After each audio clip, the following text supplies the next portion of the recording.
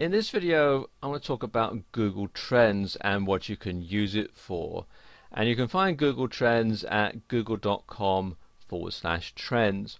Now, Google Trends is a great way to analyze crowd behavior and to see what people are searching for at any particular given time over an extended period.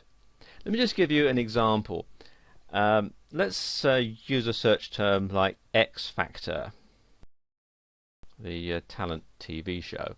Let's click on Search Trends. Now you can see that the pattern developed here is fairly consistent. Interest starts to build as the show is trailed, and then after the winner is announced it drops off and it's fairly flat again until the next year. And as I move along here, you can see that the troughs and peaks get more pronounced, mainly because over the years more people start to get broadband internet access and internet enabled cell phones, which means that they can search more often. And you can also see at the bottom here there's a news reference volume. You can see what's being written about the X Factor all the way along.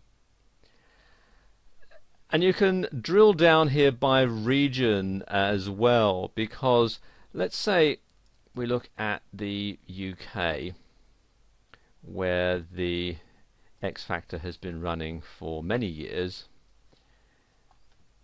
and you can see here search volume goes up fairly regularly, and then you've got more news items and so on here.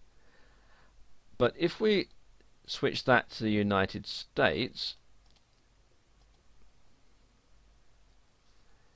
you can see that the search volume and the news reference is pretty flat up until around 2009, when Simon Cowell announced that he was going to be leaving American Idol to concentrate on bringing the X Factor to the US.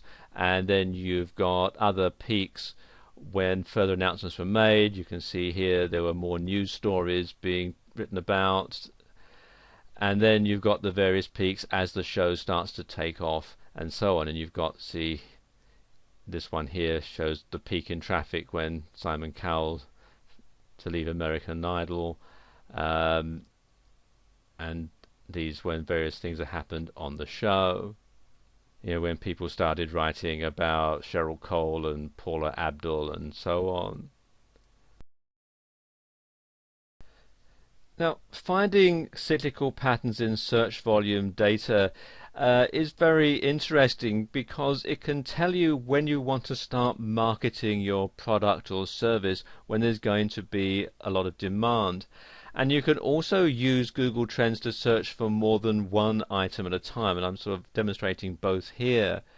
We've got 5 search terms: gifts, flowers, chocolate, fireworks, and costume.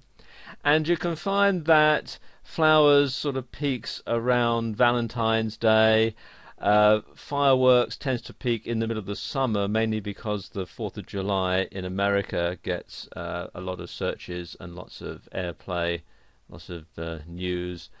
Costumes again tends to peak around Halloween, because countries like America, Ireland, Britain, Germany have Halloween parties and people dress up in fancy costumes and so on.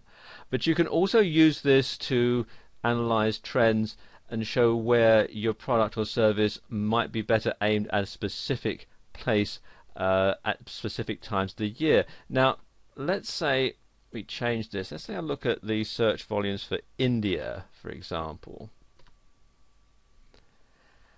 We can see, if I just scroll down here, that the pattern for flowers, it goes up a bit at the beginning of every year, as do gifts.